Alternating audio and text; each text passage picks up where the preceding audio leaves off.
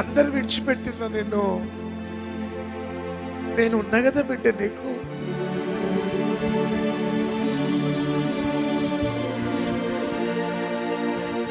నేనెవరినో నీ ద్వారా ప్రపంచానికి చూపించబోతు.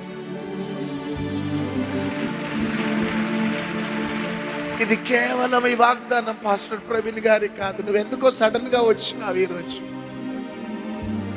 సడన్ గా మెసేజ్ వింటున్నావు. లైవ్ చూడొద్దు అనుకున్నావు, ఎందుకో చూస్తున్నావు. ఎందుకో ఏదో ఫోర్స్ నిన్ను బలవంతం చేసి ఇక్కడికి తెచ్చింది నిన్ను. You are completely empty.